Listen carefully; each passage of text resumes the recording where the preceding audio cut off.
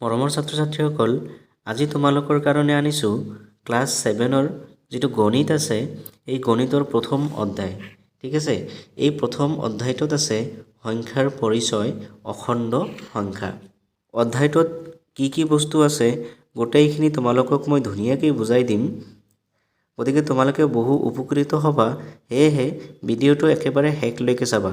আৰু আগলৈও মই আৰু ভিডিঅ' লৈ আহিম অধ্যায় হিচাপত, লগতে তোমালোকক অনুশীলনীৰ প্ৰশ্নবিলাকো সমাধান কৰি দিম। গতিকে ভিডিঅ'বিলাক সম্পূৰ্ণকৈ চাই থাকিবা। ব'লা আজিৰ ভিডিঅ'টো আৰম্ভ কৰোঁ। আজিৰ বিষয়টো যিহেতু অখণ্ড সংখ্যা, গতিকে অখণ্ড সংখ্যা কাক কয় সেইটো আমি অলপ বুজি লওঁ। তোমালোকে নিশ্চয় সংখ্যা ৰেখাৰ কথা গম পোৱা। সংখ্যা ৰেখা আঁকিবলৈ হ'লে আমি প্ৰথমতে এনেকৈ এটা ৰেখা আঁকি লওঁ। ঠিক আছে, এই ৰেখাৰ একেবাৰে মাজত থাকে 0। তাৰপিছত এনেকৈ দাগ কাটা থাকিব, সমান সমান দাগ কাটা থাকিব, য'ত ইয়াতে হ'ব 1, তাৰপিছত 2, তাৰপিছত 3, 4, 5 এনেকৈ বাঢ়ি গৈ থাকিব। আৰু বাওঁ ছাইডত 0ৰ বাওঁফালে -1 হ'ব, আকৌ ইয়াতে হ'ব -2, ইয়াতে হ'ব -3, ইয়াতে হ'ব -4 এনেকৈ হ'ব। গতিকে এই যিমানখিনি সংখ্যা আমি সংখ্যা ৰেখাত পাম, এই যিমানখিনি সংখ্যা পাম, এই গোটেই সংখ্যাবিলাকক কোৱা হ'ব অখণ্ড সংখ্যা। অৰ্থাৎ 0ৰ পৰা আৰম্ভ কৰি 0, 1, 2, 3, 4, 5 এইবিলাক যি সংখ্যা আছে, এই সংখ্যা লগতে -1, -2, -3 এইবোৰ সংখ্যা, এই সংখ্যাবিলাকক একেলগে আমি অখণ্ড সংখ্যা বুলি ক'ম। ঠিক আছে, গতিকে চেপ্টাৰটোত কি আছে আমি এতিয়া ধুনীয়াকৈ বুজিবলৈ চেষ্টা কৰিম। ইয়াতে তোমালোকক এটা সংখ্যা ৰেখা দিয়া গৈছে। ঠিক আছে, দেখিছানে তোমালোকে? এইটো এটা সংখ্যা ৰেখা। সংখ্যা ৰেখাৰ একেবাৰে মাজত কি আছে? 0 আছে। ঠিক আছে, 0ৰ সেইফালে অৰ্থাৎ 0ৰ সোঁফালে 1, 2, 3, 4 ধনাত্মক সংখ্যাবিলাক আছে। কি বুলি কোৱা হৈছে? ধনাত্মক সংখ্যা, ধনাত্মক অখণ্ড সংখ্যা। আৰু 0ৰ বাওঁফালে যিবোৰ সংখ্যা আছে, এই সংখ্যাবোৰক কি কোৱা হৈছে? ঋণাত্মক অখণ্ড সংখ্যা, কাৰণ এই গোটেইবিলাকৰ আগত মাইনাছ চিহ্ন আছে। ঠিক আছে, গতিকে এই যিখিনি সংখ্যা আমি দেখা পাই আছোঁ 0, 1, 2, 3, 4, 5, 6, 7 আৰু এইফালে -1, -2, -3, -4, -5, -6 এইফালে এনেকৈ গৈ থাকিব।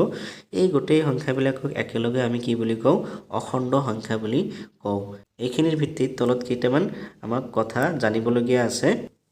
গতিকে এই সংখ্যা ৰেখাৰ পৰা আমি কিছুমান বস্তু জানিব লগা আছে, যে এই 0 যিটো আছে, এই 0টোক ধনাত্মকো নহয়, ঋণাত্মকো নহয়। ঠিক আছে, তোমালোকে সংখ্যা ৰেখাত দেখা পাইছে যে 1, 2, 3, 4, 5, 6, 7 এইবিলাক ধনাত্মক অখণ্ড সংখ্যা।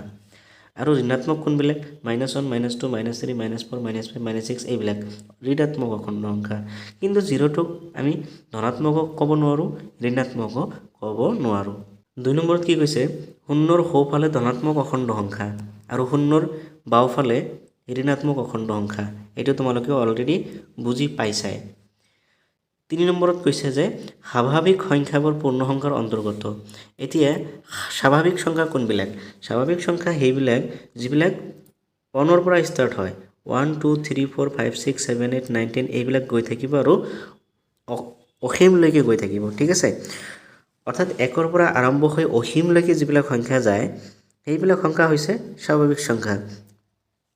আৰু পূৰ্ণ সংখ্যা কোনবিলাক? পূৰ্ণ সংখ্যাটো 0ৰ পৰা আৰম্ভ হ'ব। 0, 1, 2, 3, 4, 5, 6, 7, 8, 9, 10 এনেকৈ গৈ থাকিব। গতিকে আমি দেখা পাইছোঁ যে এই স্বাভাৱিক সংখ্যাবিলাক পূৰ্ণ সংখ্যাৰ ভিতৰতে পৰিছে ন। স্বাভাৱিক সংখ্যা যিহেতু 1ৰ পৰা আৰম্ভ হৈ গৈ থাকে, গতিকে স্বাভাৱিক সংখ্যাবিলাক পূৰ্ণ সংখ্যাৰ ভিতৰতে পৰে। ঠিক আছে, পূৰ্ণ সংখ্যাত অকল 0টো বেছি থাকিব, বাকী গোটেইখিনি স্বাভাৱিক সংখ্যাৰ দৰেই। আৰু ইয়াতে কৈছে যে পূৰ্ণ সংখ্যাবোৰ অখণ্ড সংখ্যাৰ অন্তৰ্গত, হয়নে নাই? পূৰ্ণ সংখ্যা কোনবিলাক বুলি ক'লোঁ? 0, 1, 2, 3, 4, 5, 6, 7, 8 এইবিলাক পূৰ্ণ সংখ্যা। আৰু এই 0, 1, 2, 3, 4, 5, 6, 7, 8 ক'ত আছে? অখণ্ড সংখ্যাৰ ভিতৰতে আছে। গতিকে আমি ক'ব পাৰোঁ যে পূৰ্ণ সংখ্যাবোৰ অখণ্ড সংখ্যাৰ অন্তৰ্গত। নিশ্চয় বুজি পাইছা? 4 নম্বৰত কৈছে সংখ্যা ৰেখাৰ বাওঁফালৰ সংখ্যাতকৈ সোঁফালৰ সংখ্যাবোৰ ডাঙৰ। তোমালোকে চাবা 0ৰ পিছত 1 হৈ আছে, 0তকৈ 1 ডাঙৰ, 1তকৈ 2 ডাঙৰ, 2তকৈ 3 ডাঙৰ, 3তকৈ 4 ডাঙৰ, 4তকৈ 5 ডাঙৰ, 5তকৈ 6 ডাঙৰ, 6তকৈ 7 ডাঙৰ। অৰ্থাৎ বাওঁফালৰ পৰা যিমানে তোমালোকে সোঁফাললৈ যাই থাকিবা সংখ্যাবোৰ ডাঙৰ হৈ থাকিব। ঠিক সেইদৰে আমি এইফালেও ক'ব পাৰোঁ -6তকৈ -5টো ডাঙৰ, -5তকৈ -4 ডাঙৰ, -4তকৈ -3 ডাঙৰ, -3তকৈ -2 ডাঙৰ, -2তকৈ -1 ডাঙৰ, -1তকৈ 0 ডাঙৰ। গতিকে বাওঁফালৰ পৰা সোঁফাললৈ তোমালোকে যিমানেই গৈ থাকিবা সিমানেই সংখ্যাবোৰ ডাঙৰ হৈ গৈ থাকিব। অৰ্থাৎ আমি এনেকৈও ক'ব পাৰোঁ যে যেতিয়া তোমালোকে সোঁফালৰ পৰা বাওঁফাললৈ আহিবা, সোঁফালৰ পৰা বাওঁফাললৈ আহি থাকিলে সংখ্যাবোৰ কমি গৈ থাকিব। নিশ্চয় বুজি পাইছা? এতিয়া 5 নম্বৰত কৈছে যে যদি a b দুটা অখণ্ড সংখ্যা আৰু a > b হয় তেন্তে -a -b। তাৰমানে কথাটো এনেকুৱা হৈছে যে তোমালোকে যদি 3 আৰু 4টো চোৱা, ঠিক আছে, 3 আৰু 4 য'ত 4 > 3 হয়নে নাই? 4টো 3তকৈ ডাঙৰ। ইয়াৰ মানেটো কি? এইটো চিহ্ন যে আছে যিফালে মুখখন খোলা থাকে সেইফালে ডাঙৰ সংখ্যা থাকে, ঠিক আছে। গতিকে 4 3তকৈ ডাঙৰ, তোমালোকে দেখাই পাইছা 3তকৈ 4 ডাঙৰ এইফালে আছে, সোঁফালে আছে, গতিকে ডাঙৰে হ'ব। কিন্তু যেতিয়া আমি ইয়াৰ লগত মাইনাছ এটা লগাই দিম -4 তেতিয়া এইটো -3, তেতিয়াহ'লে এইটো চিহ্নটো বদলি যাব। গতিকে আমি ক'ব পাৰোঁ যে -3টো -4তকৈ ডাঙৰ। চাবা -3টো -4তকৈ ডাঙৰ হয়নে নাই? -3 ক'ত আছে? -4ৰ সোঁফালত আছে, গতিকে -4তকৈ -3 ডাঙৰ হ'বই, ঠিক আছে। গতিকে যিকোনো সংখ্যাৰ ক্ষেত্ৰত তোমালোকে চাবা, যিকোনো সংখ্যাৰ ক্ষেত্ৰত মই 5 আৰু 6 লৈছোঁ, যদি 5 আৰু 6 লওঁ, 5টো 6তকৈ সৰু হয়নে নাই? 5টো 6তকৈ সৰু। যেতিয়া আমি ইয়াৰ লগত মাইনাছ লগাই দিম -5, তেতিয়া এইটো কি হৈ যাব? চিহ্নটো বদলি যাব, অৰ্থাৎ -5টো -6তকৈ ডাঙৰ হ'ব, -5টো -6তকৈ ডাঙৰ হৈ যাব। নিশ্চয় তোমালোকে এইখিনি কথা বুজি পাইছা। এতিয়া তোমালোকে চাবা প্ৰতিটো ধনাত্মক অখণ্ড সংখ্যাৰ অনুৰূপ অখণ্ড সংখ্যা থাকে, ঠিক আছে। তাৰমানে 1ৰ অনুৰূপ অখণ্ড সংখ্যা -1, 2ৰ অনুৰূপ অখণ্ড সংখ্যা হ'ব -2, 3ৰ অনুৰূপ অখণ্ড সংখ্যা হ'ব -3, 4ৰ অনুৰূপ অখণ্ড সংখ্যা হ'ব -4, 5ৰ অনুৰূপ অখণ্ড সংখ্যা হ'ব -5, 6ৰ অনুৰূপ অখণ্ড সংখ্যা হ'ব -6। তোমালোকে দেখা পাইছা যে যিটো 1 আছে এই 1টো 0ৰ পৰা যিমান দূৰত্বত আছে -1টো 0ৰ পৰা সিমান দূৰত্বতে আছে। অৰ্থাৎ অনুৰূপ সংখ্যাবিলাক 0ৰ পৰা একেই দূৰত্বত থাকিব। যেনেকৈ ফৰ এক্সাম্পল 5ৰ অনুৰূপ সংখ্যাটো হৈছে -5, ঠিক আছে। গতিকে এই 5টো 0ৰ পৰা যিমানখিনি দূৰত্বত আছে এই -5টো 0ৰ পৰা সিমান একেই দূৰত্বত আছে। গতিকে যিমানবিলাক অনুৰূপ সংখ্যা তোমালোকে পাবা সেই গোটেইখিনি 0ৰ পৰা সমান দূৰত্বত থাকিব।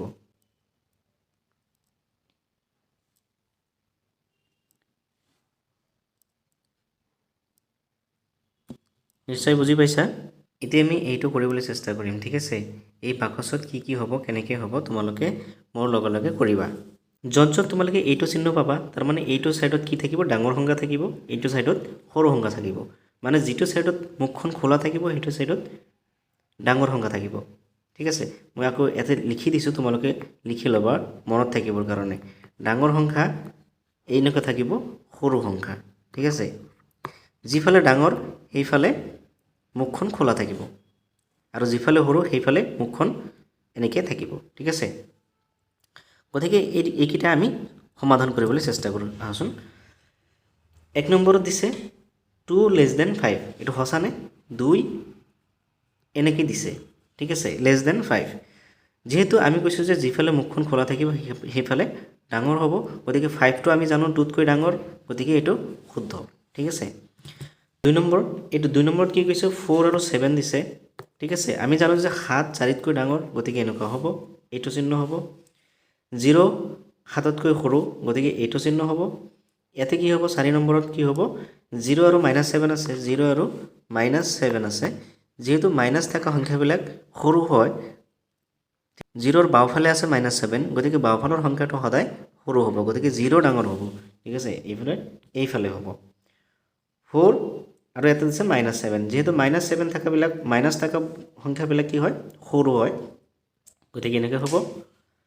4 নম্বৰত মাইনাছ থকাবিলাক সৰু হ'ব ঠিক আছে ইয়াতে দুয়োটাই মাইনাছ আছে ইয়াতে -4 আছে আৰু -7 আছে গতিকে -4 ডাঙৰ হ'ব নে -7 ডাঙৰ হ'ব তোমালোকে চাবা যে সংখ্যা ৰেখাত -4 টো -7ৰ সো সাইডত আছে অৰ্থাৎ -7 টো -4ৰ বাও সাইডত থাকে গতিকে -4 টো ডাঙৰ হৈ যাব ঠিক আছে এইফালে কি হ'ব -5 টো ডাঙৰ হৈ যাব ঠিক তেনেদৰে -5 আৰু এটা আছে -2 -3 আমি এটা সলভ কৰিলে কি হ'ব -2 -3 কি কৰিলে সলভ কৰিলে -2 আৰু -3 যদি আমি যোগ কৰি দিও নে কিমান হ'ব -5 হ'ব গতিকে দুয়োফালে -5 দুয়োফালে যদি -5 থাকে তেন্তে এটো কি হ'ব সমান সমান চিহ্ন হ'ব ঠিক আছে এটোত সমান সমান হ'ব এইফালে কি আছে -0 -5 মানে কিমান -5 আৰু এইফালে আছে 5 -0 মানে 5 -5 এইফালে আছে 5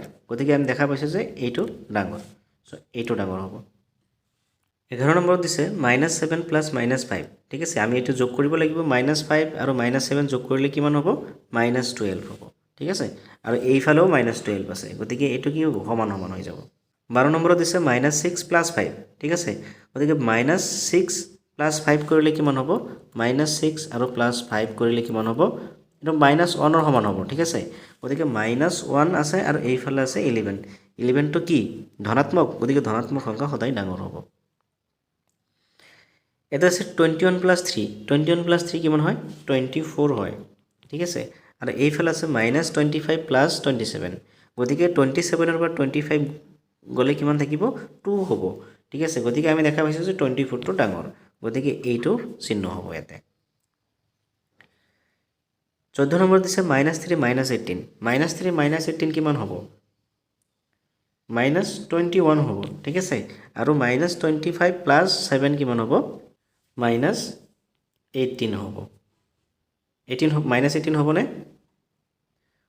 হয় -18 হ'ব গতিকে আমি দেখা পাইছো যে দুয়োটাই মাইনাস আছে আৰু ইয়াৰ ভিতৰত 21 টো ডাঙৰ 18 তকৈ গতিকে এইটো কি হ'ব 18 টো ডাঙৰ হৈ যাব যেহেতু মাইনাস আছে গতিকে সৰুটোই ডাঙৰ হৈ যাব মাইনাস থাকিলে সৰু সংখ্যাটো ডাঙৰ হৈ যায় ঠিক আছে গতিকে -21 পালো আৰু ইফালে পালো -18 গতিকে এইটো চিহ্ন হ'ব এটোতে 15 নম্বৰত আছে -1 + 4 গতিকে -1 + 4 কৰিলে কিমান হ'ব 3 হ'ব আৰু প্লাস এতে আছে -17 + 25 গতিকে 25 ৰ পৰা 17 গলে কিমান হ'ব 8 8 আৰু 3 যোগ কৰিলে কিমান হ'ব 11 এইফালে থাকিব 11 বাও সাইডত 11 আৰু এইফালে আছে -20 গতিকে এইটো চিহ্ন হ'ব নিশ্চয় তোমালোকে বুজি পাইছা ঠিক আছে যদি কিবা কনফিউজন থাকে তোমালোকে কমেন্ট বক্সত জনাবা মই তোমালোকক আকৌ ধুনীয়াকৈ বুজাই দিম এতে কিছুমান কথা দিছে তোমালোকে যিখিনি পালা সেইখিনিৰ ভিত্তিতে এইখিনি কথা তোমালোকে নিজে বুজিবলৈ চেষ্টা কৰিবা যে দুটা ধনাত্মক অখণ্ড সংখ্যা যোগ কৰিলে আমি এটা ধনাত্মক অখণ্ড সংখ্যা পাও ঠিক আছে তাৰ মানে আমি যদি দুটা ধনাত্মক অখণ্ড সংখ্যা মানে শূন্যৰ সোঁফালৰ সংখ্যা লব লাগিব ঠিক আছে ধৰি লৈছো মই এটা 2 লৈছো আৰু এটা 5 লৈছো এই দুটা ধনাত্মক অখণ্ড সংখ্যা আৰু এই ধনাত্মক অখণ্ড সংখ্যাক যদি মই যোগ কৰি দিও ঠিক আছে কিমান আহিব 2 আৰু 5 যোগ কৰিলে 7 হ'ব এইটো কি ধনাত্মক নে ঋণাত্মক নিশ্চয় তোমালোকে ক'ব পাৰিছা যে এইটো স্যাৰ ধনাত্মক অখণ্ড সংখ্যা গতিকে দুটা ধনাত্মক অখণ্ড সংখ্যা যদি আমি যোগ কৰি দিও সদায় আমাৰ ধনাত্মক অখণ্ড সংখ্যা পাম 2 নম্বৰত কৈছে দুটা ঋণাত্মক অখণ্ড সংখ্যা যোগ কৰিলে আমি এটা ঋণাত্মক অখণ্ড সংখ্যা পাম এতিয়া দুয়োটা সংখ্যা যদি আমি ঋণাত্মক লওঁ ধৰি লৈছো -7 আৰু এটা লৈছো -3 ঠিক আছে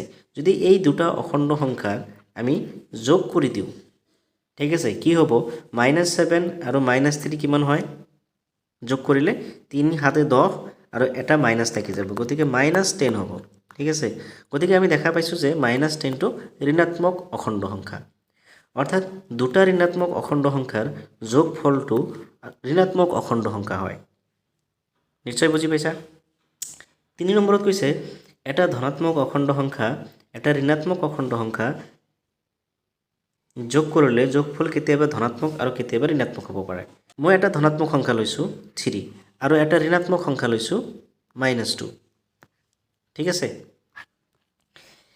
ধনাত্মক সংখ্যা ঋণাত্মক সংখ্যা এই দুটো যোগ কৰিলে কিমান হ'ব 1 হ'ব আমি কি পাইছোঁ ধনাত্মক সংখ্যা পাইছোঁ ৰাইট মানে এটা ধনাত্মক আৰু এটা ঋণাত্মক সংখ্যা লৈ আমি কি পালোঁ ধনাত্মক অখণ্ড সংখ্যা পালোঁ আৰু এটা এক্সাম্পল লৈছোঁ মই এইটোকে আকৌ উল্টাকৈ দিওঁ 3টোক মই -3 কৰিছোঁ আৰু 2টোক -2টোক 2 বুলি লৈছোঁ ঠিক আছে এতিয়া এই দুটাক যোগ কৰি দিম এটা ঋণাত্মক এটা ধনাত্মক ঠিক আছে এইটো যোগ কৰিলে কিমান হ'ব -1 হ'ব হয়নে নাই -1 হ'ব গতিকে আমি দেখা পাইছোঁ যে এবাৰ ধনাত্মক পালোঁ এবাৰ ঋণাত্মক পালোঁ সেইটো কথাই কৈছে যে দুটা অখণ্ড সংখ্যা য'ত এটা অখণ্ড সংখ্যা ঋণাত্মক আৰু এটা অখণ্ড সংখ্যা ধনাত্মক এটা অখণ্ড সংখ্যা ধনাত্মক এটা অখণ্ড সংখ্যা ঋণাত্মক এনেকুৱা সংখ্যা যদি আমি যোগ কৰোঁ তেন্তে কেতিয়াবা ধনাত্মক অখণ্ড সংখ্যা পাম কেতিয়াবা ঋণাত্মক অখণ্ড সংখ্যা পাম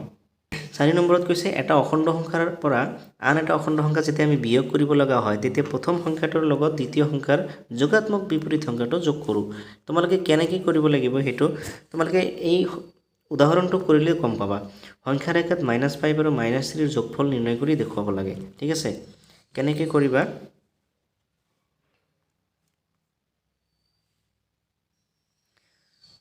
-5 আৰু -3ৰ যোগফল ওলাব লাগে ঠিক আছে তোমালোকৰ বহীত এইবিলাক কথা দিয়া আছে তোমালোকে বহীখন ওলাই ল'ব লাগিলে -5 আৰু -3ৰ যোগফল এটা সংখ্যা ৰেখাত তোমালোকে দেখিছা সংখ্যা ৰেখাত -5 ক'ত আছে -5 আছে ইয়াতে ঠিক আছে আৰু -3 ক'ত আছে ইয়াতে আছে তোমালোকে যিকোনো এটাৰ পৰা ষ্টাৰ্ট কৰিব পাৰা -5 ক'ত আছে ইয়াতে আছে ঠিক আছে প্ৰথমে -5 লৈছে ঠিক আছে -5 0ৰ পৰা -1 -2 -3 -4 -5 তোমালোকে ইয়াতে দেখা পাইছা -5 এতিয়া -5ৰ লগত -3 যোগ কৰিব লাগে গতিকে কোনফালে আহিব লাগিব এইফালে আহিব লাগিব 3 লৈকে 1 2 3 ঠিক আছে -3 লৈকে যোগ কৰাৰ লগে লগে আমি ক'ত আহি পাম -8ত পাম বুজি পাইছা তোমালোকে এনেকৈ কৰিব পাৰিবা যে এইটো যদি -3 প্লাছ -5 এইটো যোগ কৰিব দিছে সাপোজ ঠিক আছে তোমালোকে প্ৰথমতে 0ৰ পৰা 3 লৈকে আহিলা এই -3ৰ পৰা তোমালোকে কিমান বাৰ যাব লাগিব এইফালে যেহেতু এটা মাইনাস লিখা আছে গতিকে মাইনাসৰ ফালে আহিব লাগিব গতিকে কিমান বাৰ আহিবা এতিয়া -5 টাইমছ আহিবা 1 2 3 4 5 গতিকে -8 হৈ যাব এনেকেও তোমালোকে কৰিব পাৰিবা এতিয়া আমি অখণ্ড সংখ্যাৰ যোগ আৰু বিয়োগৰ বিধি চাম ঠিক আছে যোগ সাপেক্ষে আবদ্ধ হয় অখণ্ড সংখ্যাবিলাক যোগ সাপেক্ষে আবদ্ধ হয় তাৰ মানে কেনেকুৱা কথা যে তোমালোকে যদি যিকোনো দুটা সংখ্যা লোৱা সাপোজ 2 আৰু 3 লৈছা এই দুটা সংখ্যা যদি আকৌ যোগ কৰি দিয়া কিমান হ'ব 5 হ'ব তোমালোকে যিকোনো দুটা অখণ্ড সংখ্যা ল'বা এই অখণ্ড সংখ্যা দুটা যোগ কৰিলে আকৌ এটা অখণ্ড সংখ্যা পাবা এটো হৈছে যোগ সাপেক্ষে আবদ্ধ বিধি অৰ্থাৎ অখণ্ড সংখ্যাবোৰ যোগ সাপেক্ষে আবদ্ধ ঠিক আছে আৰু এটা উদাহৰণ লৈছো যে -5 আৰু -3 লৈছো ঠিক আছে এই দুটা অখণ্ড সংখ্যা লৈছো অখণ্ড সংখ্যা দুটা যদি যোগ কৰি দিও কিমান হ'ব মাইনাস কিমান হ'ব 8 হ'ব গতিকে আমি দেখা পাইছো -8 টো এটা অখণ্ড সংখ্যা গতিকে দুটা অখণ্ড সংখ্যা যদি আমি যোগ কৰি দিও আকৌ এটা অখণ্ড সংখ্যা পাও ইয়াকে কোৱা হয় অখণ্ড সংখ্যাৰ আবদ্ধ বিধি বুজিছা এতিয়া বিয়োগ সাপেক্ষে চাম আগতে দুটা সংখ্যাৰ মাজত যোগ দিছিল এতিয়া বিয়োগ দি চাম ঠিক আছে যিকোনো দুটা অখণ্ড সংখ্যা লৈছো সাপোজ এটা লৈছে 16 আৰু 12 এটা 16 আৰু এটা লৈছে 12 এই সংখ্যা দুটাক যদি আমি এটাৰ পৰা আনটো বিয়োগ কৰি দিও কিমান হ'ব 16 ৰ পৰা 12 গলে 4 হয় গতিকে 16 ৰ পৰা যদি 12 গলে 4 হয় এই 4টো কি অখণ্ড সংখ্যা হয় না নাই হয় 16 টো অখণ্ড সংখ্যা 12 অখণ্ড সংখ্যা আৰু এই দুটা আমি যদি বিয়োগ কৰি দিও 4 পাও এই 4টো অখণ্ড সংখ্যা গতিকে অখণ্ড সংখ্যাবোৰ বিয়োগ সাপেক্ষেও কি হয় আবদ্ধ হয় বুজি পালা ইয়াতে তোমালোকে নেগেটিভ নাম্বাৰো ল'ব পাৰিবা অৰ্থাৎ ঋণাত্মক সংখ্যাও ল'ব পাৰিবা যেনেকৈ -4 লৈছে এটা সংখ্যা আৰু এটা সংখ্যা লৈছে 1 ঠিক আছে এই দুটাৰ যদি আমি বিয়োগ কৰি দিওঁ -4 পৰা -1 গ'লে অৰ্থাৎ -4 -1 মানে -5 হ'ব গতিকে এই দুটা অখণ্ড সংখ্যাৰ আমাৰ বিয়োগ ফলটো যেটো পাইছো -5 এটো এটা অখণ্ড সংখ্যা হৈ আছে গতিকে দুটা অখণ্ড সংখ্যাৰ যদি এটা আনটোৰ পৰা বিয়োগ কৰি দিওঁ আকৌ এটা অখণ্ড সংখ্যা পাওঁ ইয়াক কোৱা হয় বিয়োগ সাপেক্ষে অখণ্ড সংখ্যাৰ আবদ্ধ বিধি এতিয়া আছে অখণ্ড সংখ্যাৰ ক্ৰম বিনিময় বিধি আমি যোগ সাপেক্ষে চাও আগতে ক্ৰম বিনিময় বিধি কি এটা তোমালোকে চাবা ক্ৰম বিনিময় বিধিটো হৈছে যে a + b = b + a হ'ব লাগিব এটো অখণ্ড সংখ্যাৰ ক্ষেত্ৰত মানি চলিব না নাই আমি চেক কৰিব লাগিব ধৰি লৈছো মই দুটা সংখ্যা 2 আৰু এটা 3 ঠিক আছে এতিয়া 2 আৰু 3 যদি মই যোগ কৰি দিও কিমান হ'ব 5 হ'ব এতিয়া মই কি কৰিম উল্টাই দিম 3 টো আগত লিখিম 2 টো পিছত লিখিম আৰু এই দুটো যোগ কৰিলে কিমান হ'ব 3 আৰু 2 5 গতিকে আমি দেখা পাইছো যে সমান হৈ আছে আমি সংখ্যা দুটা উল্টাই দিছো তথাপিও সমান হয় সংখ্যা দুটা উল্টাই লিখি যদি আমি যোগ কৰি দিও তথাপিও কি হয় ইয়াৰ যোগফলটো সমান হৈ যায় গতিকে অখণ্ড সংখ্যাবিলাক ক্ৰম বিনিময় বিধি মানি চলে যোগ সাপেক্ষে মানি চলে ঠিক আছে বিয়োগৰ ক্ষেত্ৰত আমি বেলেগ চাম কিন্তু যোগ সাপেক্ষে ক্ৰম বিনিময় বিধি মানি চলে বুলি আমি বুজি পালো ঠিক তেনেদৰে ইয়াতে এটা एग्जांपल দি আছে তোমালোকে চাবা যে দুটা সংখ্যা লৈছে এটা সংখ্যা 25 আৰু এটা সংখ্যা লৈছে -12 ঠিক আছে এতিয়া 25 টো লিখিছে আৰু -12 টো এই দুটা যোগ কৰিলে কিমান হৈছে যোগফল 13 হৈছে আকৌ ইয়াতে দিছে b এতে উল্টাই দিছে এতিয়া -12 টো আগত লিখিছে 25 টো পিছত লিখিছে লিখি যোগ কৰিছে যোগ কৰাৰ পিছতো 13 হৈছে অৰ্থাৎ এই 13 আৰু এই 13 একে মিলি গৈছে গতিকে স্থান হালহলনি কৰি 25 ৰ স্থান হালহলনি কৰিছে ইয়াতে প্ৰথমত লিখিছিল ইয়াতে দ্বিতীয়ত লিখিছে গতিকে স্থান হালহলনি কৰি যদিও যোগ কৰা হয় তথাপিও কিন্তু যোগফল একেই থাকে গতিকে অখণ্ড সংখ্যাৰ যোগ সাপেক্ষে ক্ৰম বিনিময় বিধি মানি চলে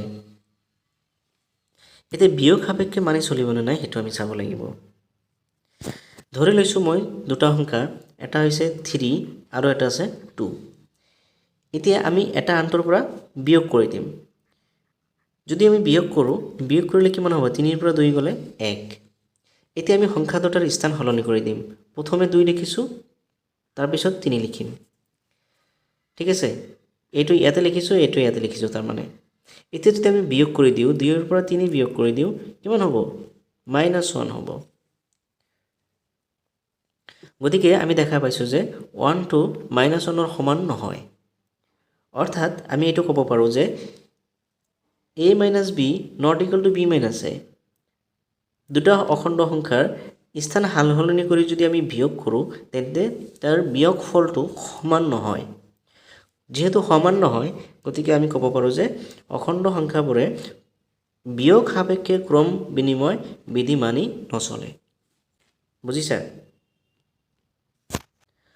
এতিয়া আহিছো অখণ্ড সংখ্যাৰ সহযোগ বিধি সম্পৰ্কে এতিয়া আলোচনা কৰিম প্ৰথমতে আহিছো যোগ সাপেক্ষে সহযোগ বিধি মানে কি আমি তিনিটা অখণ্ড সংখ্যা লম a b আৰু c আমি কি কৰিম a টোক বাহিৰত ৰাখি b আৰু c আগত যোগ কৰিম অৰ্থাৎ b আৰু c আগত যোগ কৰি a পিছত যোগ কৰিম আৰু a + b কৰিম c টোক পিছত যোগ কৰিম ঠিক আছে তেন্তে এই দুটাৰ মান সমান হ'ব লাগিব যদি সমান হয় বিধি মানি চলিব যদি মান সমান নহয় তেন্তে বিধি মানি নচলিব সো যোগ সাপেক্ষে আমি বস্তুটো চাও ঠিক আছে এটা দিছে 5 - 2 - 6 এইটো এটা एग्जांपल লৈছে মই যদি 5 যোগ -2 যোগ -6 ঠিক আছে 5 টোক মই পিছত যোগ কৰিম -2 - 6 আগত যোগ কৰিম গতিকে এটো যদি কৰো 5 প্লাস -2 - 6 কিমান হ'ব -8 গতিকে 5 - 8 কিমান হ'ব -3 হ'ব কিমান হ'ব -3 হ'ব ঠিক আছে আমি দেখা পালো যে এটোৰ ভ্যালু -3 হৈছে এতিয়া যদি আকৌ 5 প্লাস -2 এইটো আগত লিখোঁ আৰু -6টো আমি পিছত যোগ কৰি দিম ঠিক আছে কি হ'ব 5 প্লাছ -2 মানে কিমান 3 হ'ব আৰু প্লাছ -6 ওকে 3 - 6 কিমান হ'ব -3 গতিকে দেখা পাইছোঁ যে ভ্যালু সমান আহিছে মানটো সমান আহিছে গতিকে আমি ক'ব পাৰোঁ যে যোগ সাপেক্ষে অখণ্ড সংখ্যাবোৰ সহযোগ বিধি মানি চলে ঠিক আছে অৰ্থাৎ a + b + c = a + b + c এইটোৰ সমান বিয়োগ সাপেক্ষেটো তোমালোকে নিজে পৰীক্ষা কৰি চাবা হয় নে নাই ঠিক আছে বিয়োগ সাপেক্ষে তোমালোকৰ কাৰণে হোমৱৰ্ক থাকিলে তোমালোকে নিজে চেষ্টা কৰিবা এতিয়া এটা কনসেপ্ট আছে যোগাত্মক অভেদ এডিটিভ আইডেন্টিটি সাপোজ তোমালোকে -3 লৈছা এতিয়া -3 লগত যদি তোমালোকে শূন্য যোগ কৰা কিমান হ'ব -3 হ'ব তোমালোকে যদি 5 লৈছা ধনাত্মক সংখ্যাৰ লগতো লৈছা 0 যোগ কৰি দিয়া কিমান হ'ব 5 হ'ব অৰ্থাৎ তুমি যিকোনো অখণ্ড সংখ্যা লোৱা তাৰ লগত শূন্য যোগ কৰিলে সেই অখণ্ড সংখ্যাই পাও ঠিক আছে ঠিক তেনেদৰে তোমালোকে যদি যিকোনো সংখ্যাৰ আগত 0 যোগ কৰি দিয়া ঠিক আছে সেই সংখ্যাটোই হ'ব এই পাঁচটো ইয়াতে হৈ আছে তোমালোকে পিছত যোগ কৰা আৰু আগত যোগ কৰা একো মেটাৰ নকৰে সেই সংখ্যাটোই হৈ যায় হয়নে নাই 5 যোগ 0 5 হ'ব 0 যোগ 5 কিমান হ'ব 5 হ'ব ঠিক আছে ঠিক তেনেদৰে যদি নেগেটিভ সংখ্যা লোৱা বা ঋণাত্মক সংখ্যা লোৱা -4 + 0 কিমান হ'ব -4 হ'ব ঠিক আছে যেটো -4 এই -4 এ বহিব ঠিক তেনেদৰে 0 প্লাস যদি -4 কৰা আলটিমেটলি কিমান হ'ব -4 হ'ব এইটো ইয়াতে বহিছে ডাইৰেক্টলি গতিকে 0 এ বা 0 কোনো ধৰণৰ মানৰ পৰিৱৰ্তন কৰা নাই ইয়াক কোৱা হয় যোগাত্মক অভেদ অৰ্থাৎ সেই কাৰণে শূন্যক অখণ্ড সংখ্যাৰ ক্ষেত্ৰত যোগাত্মক অভেদ বুলি কোৱা হয় সাপোজ 2 + 0 সমান কিমান হ'ব 2 সমান কি লিখিব পাৰিম 0 + 2 হয়নে নাই গতিকে যিকোনো অখণ্ড সংখ্যা a এর ক্ষেত্ৰত a + 0 = a = 0 + a কাৰ সমান হ'ব এই সেই সংখ্যাটোৰ সমানে হ'ব শূন্যৰ লগত যোগ কৰিলে গতিকে শূন্যক কোৱা হয় যোগাত্মক অভেদ অখণ্ড সংখ্যাৰ ক্ষেত্ৰত যোগাত্মক অভেদটো কি শূন্য অৰ্থাৎ শূন্যক অখণ্ড সংখ্যাৰ ক্ষেত্ৰত যোগাত্মক অভেদ বুলি কোৱা হয়